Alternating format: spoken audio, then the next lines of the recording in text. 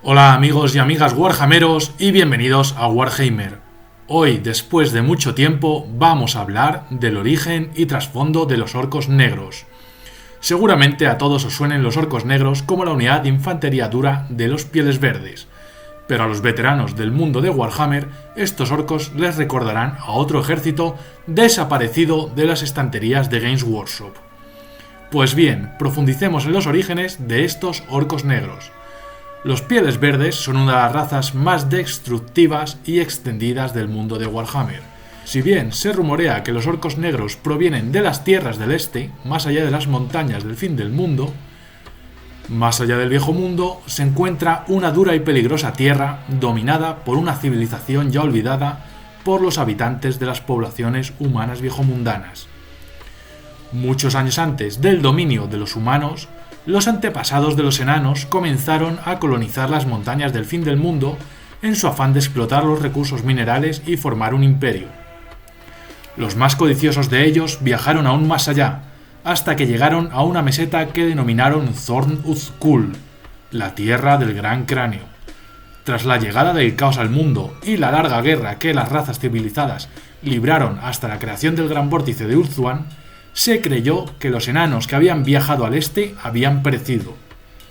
Cuán lejos de la realidad, los enanos son una raza resistente y estos enanos resistieron. Pero fueron corrompidos por las energías del caos.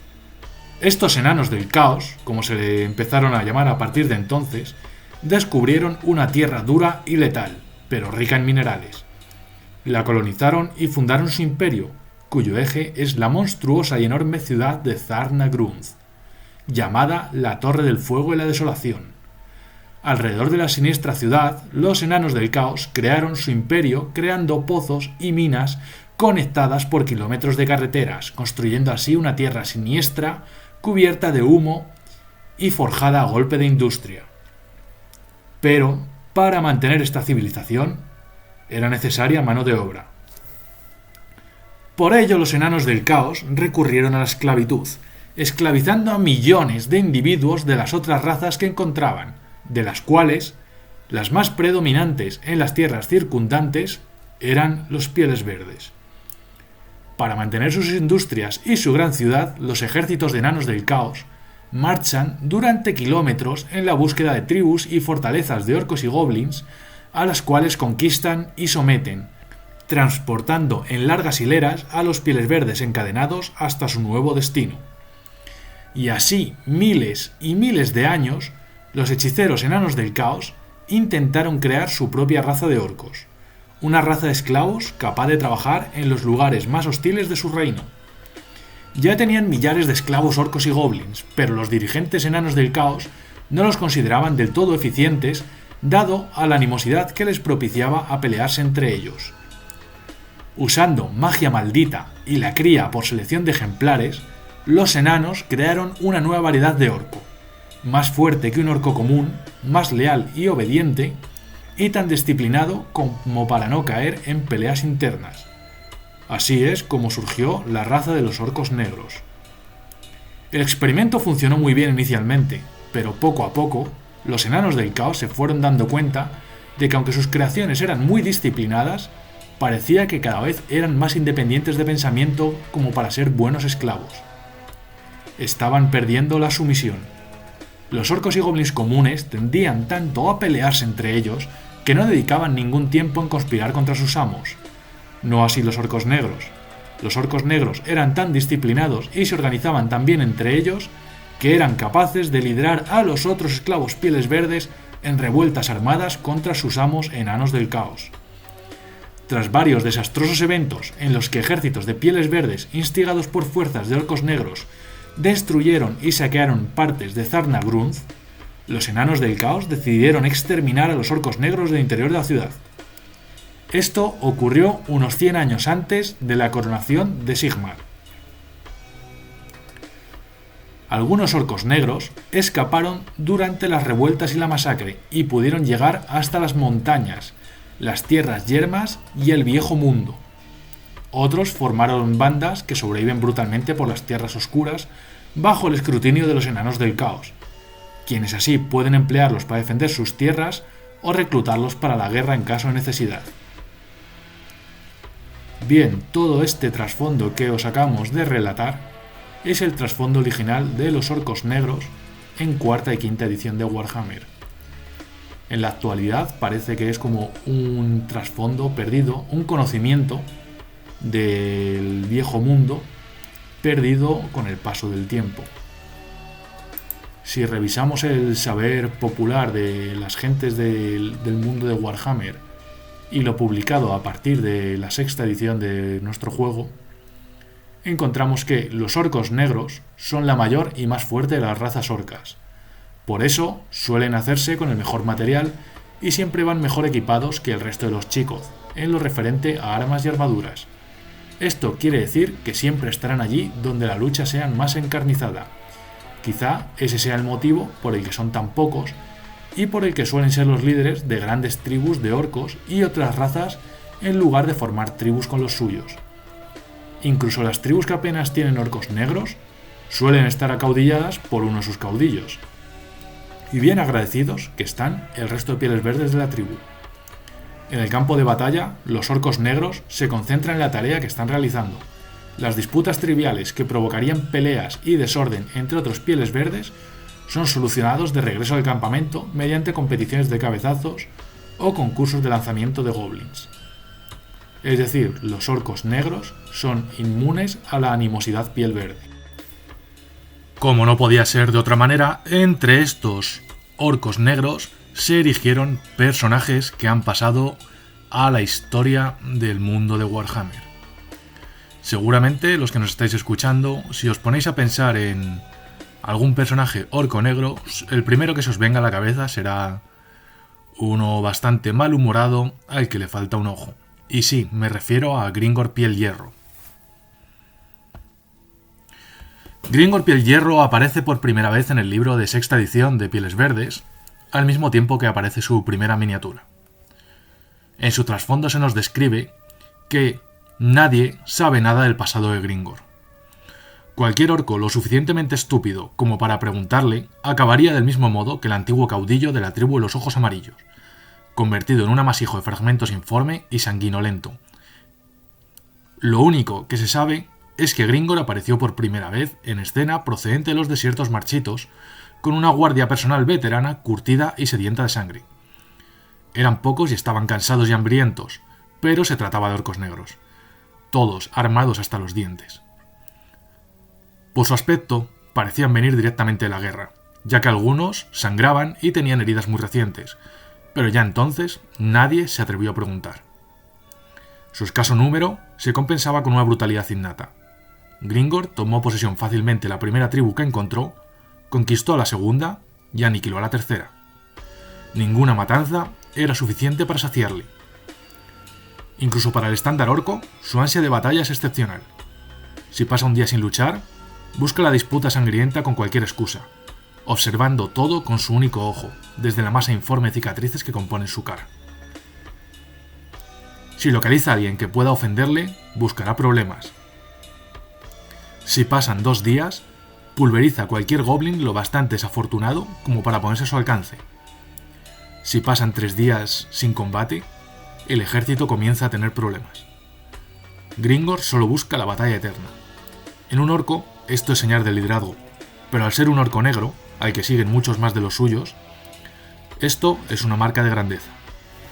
Al mes de su aparición ya había construido un pequeño imperio en el borde norte de las montañas del fin del mundo, siempre en busca de nuevas batallas, y añadiendo más seguidores a su causa a medida que los pieles verdes iban aglutinándose bajo su bandera.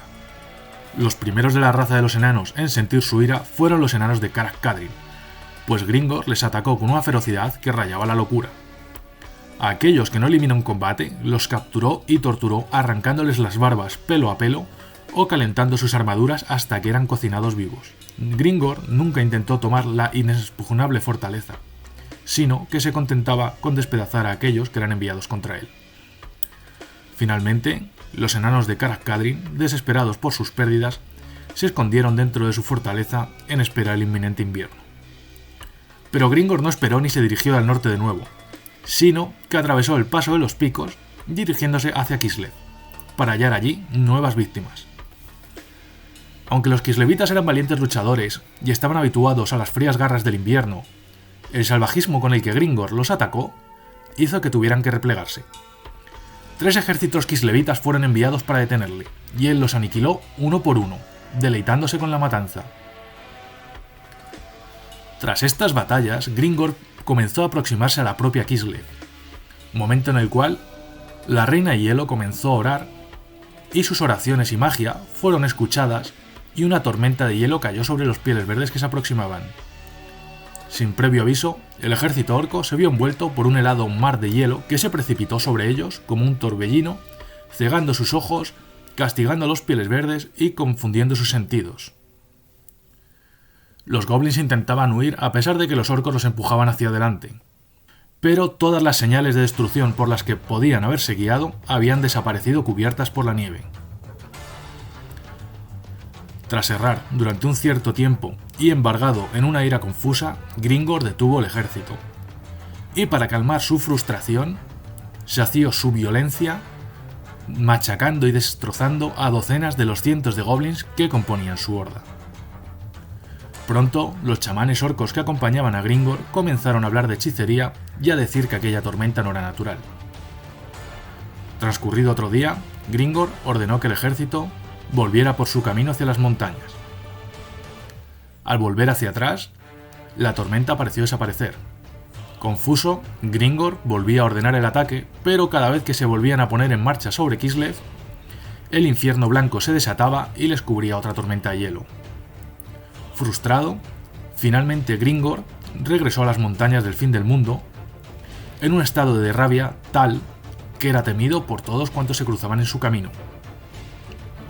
Y aconteció que en este camino los primeros en cruzarse con él fueron los Skavens del clan Mors, quienes combatieron contra un Gringor preso de toda ira. En estos momentos, Gringor ya había decidido finalmente encontrar una base desde la que establecerse y atacar, y la antigua fortaleza enana de Karakungor parecía perfecta para empezar. La mayoría de los goblins de la tribu del Ojo Rojo que infestaban el lugar ya eran seguidores de Gringor, y los pocos que no lo eran pronto se dieron cuenta de su error. En la fortaleza, Gringor encontró su campamento base, pero fue en los túneles más profundos donde encontró a su auténtico enemigo. Pues allí, en las viejas dependencias de los enanos, sonaron los sonidos de batalla al encontrarse con miles y miles y miles de Skavens que infestaban las estancias. En cada sala y en cada corredor, las batallas se arreciaban entre Skavens y pieles verdes que morían mes a mes. Una y otra vez, Gringor pensaba que los Skavens habían sido destruidos, pero al poco tiempo descubría a un número mayor de ratas en otro pasadizo oculto. Sin un mapa y con los laberínticos pasillos repletos de Skavens y goblins nocturnos, Gringor decidió establecerse en la fortaleza, dado que era justo lo que andaba buscando: una batalla sin fin. Y allí se mantiene, siguiendo esta pauta. En primavera, Gringor conduce a sus seguidores hacia Kislev o el Imperio, y acaba con todo lo que encuentra a su paso. En invierno, se retira a su fortaleza en los restos de Karakungor, conocida por los humanos con el nombre de Montaña del Ojo Rojo, y dedica allí su tiempo a aniquilar a los Skavens que infestan los niveles inferiores. Con el paso del tiempo, los rumores de su poder fueron extendiéndose en los últimos años, continuó adentrándose en las tierras imperiales, y todo el mundo temió que un año Gringor no regresase en invierno a la Montaña del Ojo Rojo. Según se nos describe la apariencia de Gringor, Gringor es un orco negro enorme y brutal al que le falta uno de sus ojos. Va armado con un hacha mágica manchada de sangre llamada Gisnik, cuyo nombre simplemente significa mata enemigos, la cual tiene muchos amuletos y bolsas colgando de su hoja mediante cadenas, los cuales contienen potentes hechizos preparados por los mejores chamanes de Gringor, lo que le permite blandir a Gisnik con una increíble rapidez. Sobre su musculado cuerpo, Gringor porta la coraza forzada de sangre, tan gastada por el uso y llena de cicatrices como el propio Gringor. La coraza forjada de sangre le ha servido muy bien en innumerables batallas. Y sobre su pecho descansa el ojo que todo lo ve de Morku. Este pequeño pero potente artefacto que cuelga la armadura de Gringor fue ganado tras una victoriosa pelea a cabezazos con el propio Morku, o al menos es lo que el propio Gringor dice. Por medio de este talismán, Morco cuida de Gringor y le protege los hechizos enemigos. Con el paso del tiempo y aburrido de la rutina de combatir la constante marea de Skavens durante el invierno, para posteriormente dirigirse hacia Kislev o el Imperio, Gringor, en su siguiente campaña militar, decidió dirigir a sus hordas hacia las zonas del norte, hacia las montañas de Norska. Siempre respaldado y acompañado por la unidad con la que surgió desde el este, los orcos negros que le acompañaron desde un principio, conocido como los Inmortales, el ejército Piel Verde se adentró en las montañas para tener un primer encuentro, para desgracia de Gringor, de nuevo contra los Skavens. En este caso, los Skavens del clan Mulder, dado que el ejército Piel Verde se había acercado a las puertas del propio Pozo Infernal. Ante la situación de verse envueltos por una oleada de brutales orcos, los maestros de la mutación del clan Mulder comenzaron a enviar a sus más grotescas y monstruosas criaturas al combate contra la horda de Pieles Verdes, lo cual hizo que de la frustración Gringor y sus violentos orcos pasaran a la máxima diversión, pues no pudo haber mayor satisfacción para Gringor como el encontrar una encarnizada batalla contra las criaturas más agresivas, monstruosas, brutales y peligrosas que los Skavens podían arrojar contra él. Cuando choque tras choque de ejércitos, los Pieles Verdes ya habían conseguido aniquilar a casi todas las grotescas criaturas y monstruos que se guarecían en las estancias del clan Mulder, los Skavens decidieron cambiar de táctica y comenzar a enviar oleada tras oleada de ratas de clan y de penosos y lastimosos esclavos Skavens. Lo que en un principio se había convertido en una satisfacción para Gringor, rápidamente se convirtió en una desilusión, lo que hizo que cesaran los ataques y Gringor prosiguiera su camino hacia el norte. En sus peripecias en las cercanías de las Tierras del Caos, llegaron hasta oídos de Gringor las palabras de la existencia de un autoproclamado Señor del Fin de los Tiempos, Señor del Caos, elegido por los 4 dioses, el cual traería la destrucción al mundo, algo que competía con el propio Gringor. No obstante, en su busca de combate y de destacar por encima de toda la belicosidad de la raza Piel Verde, fue con Crom el Conquistador, heraldo de Archaon, con el que Gringor tuvo su propio feudo al encontrarse con él en las montañas. Los ejércitos del caos consiguieron repeler y hacer replegarse en diferentes ocasiones al ejército de Gringor, al mismo tiempo que los combates individuales entre el propio Gringor y Crom el Conquistador siempre terminaban en tablas. Tras replegarse y dar comienzo la tormenta del caos, entrando los ejércitos de los 4 dioses a porrón desde Kislev, el señor de la guerra orco regresó al viejo mundo para demostrar a Archaon quién era realmente el jefe, quién era realmente el guerrero más brutal. Así, replegando a todas las tropas que pudo desde Karakungor, Gringor se dirigió de nuevo hacia Kislev, destruyendo a kislevitas y a cultistas del caos a su paso. Las constantes hazañas de Gringor durante los años pasados, su confrontación con los Skavens y su feudo con Crom el Conquistador, a la paz de su declaración de intenciones de demostrar a Archaon y a los seguidores del caos quién era realmente el guerrero más brutal, quién era el jefe, en palabras del propio Gringor, hizo que aquellas tribus de Pieles Verdes que aún no se habían unido a él comenzaran un éxodo desde las montañas del fin del mundo, uniéndose en un guag mayoritariamente formado por orcos, el cual se conoció como los Machotes de Gringor. Y bueno, así concluyó en el combate final de la Tormenta del Caos, la cual pintaba muy bien en sus inicios como una gran campaña con mogollón de trasfondo nuevo, y terminó en la situación en la que cuando Archaon está ya herido después de un combate brutal contra Valten, creo que también contra Luthor Haas, con un asedio Middenheim que llevaba allí días o semanas, combates durante meses, Archaon habiendo matado chorrocientos y habiéndose llevado golpes de Valten portando el Galmaraz, y finalmente Valten tirado por los suelos y Archaon preparado para darle el golpe de gracia, Gringor, que había venido desde el norte desparramándolo todo, aparece a sus espaldas, se entromete en el combate y consigue derribar a Archaon, al cual en lugar de matar, como debería hacer, porque se supone que Gringor es el orco más violento habido y por haber, y que, como he contado previamente, si se aburre, liquida a lo que tiene alrededor, en vez de acabar con Archaon, le golpea con el plano del hacha y dice que Gringor es el jefe. Así, amigos míos, termina la invasión de Archaon en la Tormenta del Caos de sexta edición. Penoso.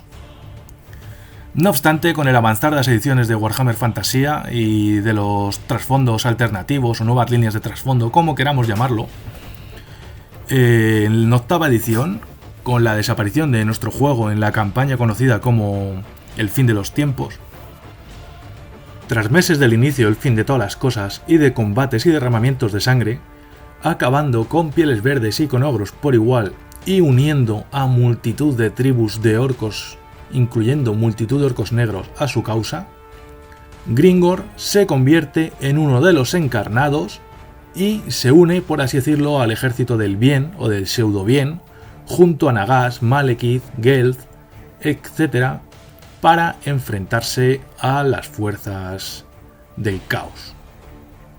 Los demonios de Khorne, miembros del ejército de Archaon, se enfrentaron contra las fuerzas de pieles verdes de Gringor y los orcos negros consiguieron acabar con el ejército, con las fuerzas, con las tropas de demonios de Khorne. Continuando los combates, se fueron enfrentando con demonios de diferentes dioses del caos. Incluso el propio Gringor acabaría en combate singular con un guardián de los secretos de Slanesh conocido como Slivox la serpiente. Durante esta batalla final, por el fin de todas las cosas, Gringor termina enfrentándose al propio Archaon y, ojo, combatiendo cerca o al lado en compañía con el propio emperador de la humanidad, que se supone que es Calfranz o el cuerpo de Calfranz, pero si mal no recuerdo ya no es Calfranz. Creo que era Sigmar metido dentro de él, reencarnado o algo así. La cosa de esta situación tan rara es que Malekith termina convenciendo a Gringor de que se unen en un guajo, en una especie de horda, para combatir al enemigo final, que es Archaon. En esta situación, Archaon, viendo las posibilidades de Gringor, la fuerza de los pieles verdes, a los cuales había subestimado y los cuales estaban destrozando brutalmente a las hordas del caos, el propio Archaon dirige su atención hacia Gringor y sus pieles verdes y se dirige hacia el combate contra ellos, y entablándose un combate singular, en el primer intercambio de impactos, Gringor consigue desmontar a Archaon de su corcel demoníaco. Intercambio golpe tras intercambio golpe, herida tras herida, Archaon y Gringor dieron lo mejor de sí, hasta que finalmente, liberando las fuerzas de su espada demoníaca, Archaon comenzó a imponerse en el combate. En esta situación, el propio Gringor, para defenderse, le propina un cabezazo a Archaon, al cual consigue derribar de un cabezazo contra su casco con el ojo de Sirian, que le dio igual. Pero finalmente Archaon consigue destruir el hacha de Gringor, supongo que rompiéndole el mango. Y finalmente Archaon decapita a Gringor, separando su cabeza de su cuerpo. Y así, en el fin de los tiempos, acaba la vida de Gringor Piel Hierro a manos de Archaon, como si fuera una corrección de lo que debería haber ocurrido en la Tormenta del Caos de una forma inversa. Pero antes de la existencia de Gringor en el trasfondo de Warhammer, los seguidores antiguos ya teníamos un único, bueno, que sepamos, que era el único, o así estaba descrito, como personaje orco negro. Y estoy hablando del famoso y ya legendario Morglum Quiebracuellos. Se nos dice de Morglum que los orcos negros provienen de las tierras orientales, de las tierras oscuras y de las montañas de los lamentos, unos lugares cubiertos de manera perpetua por nubes de negro polvo volcánico. Algunas tribus de orcos negros emprendieron un arduo viaje hacia el oeste a través de las tierras negras, durante el que subyugaron varias tribus de orcos y goblins. La más temida de todas las tribus de orcos negros era la de los Quiebracuellos, la cual estaba liderada por el ambicioso caudillo Morglum. Mientras que la mayoría de los orcos son brutales y pendencieros, los orcos negros son silenciosos y siempre muestran una tranquilidad pasmosa. Este es, sin duda, el carácter que muestra Morglum, quien parece no temer nada en absoluto. Morglum es conocido por su parquedad de palabra, sus terribles gritos de batalla y sus precisas observaciones tácticas.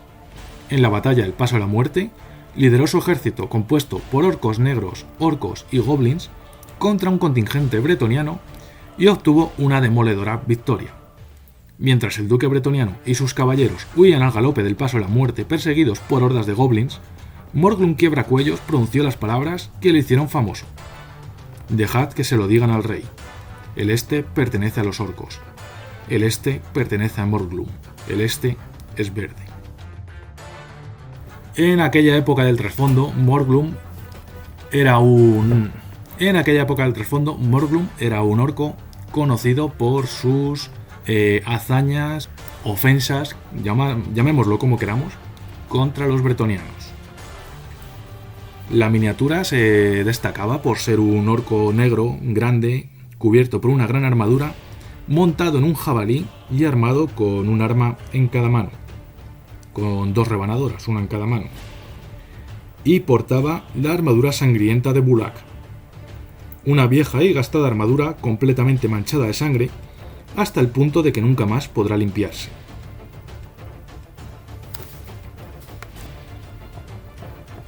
De estos dos personajes orcos negros carismáticos, los dos obtuvieron sus propias miniaturas, la de Morglum bastante más antigua y difícil de conseguir, la de Gringor desde sexta edición la única que tuvo, la cual envejeció muy bien, no necesitaba ningún tipo de revisión.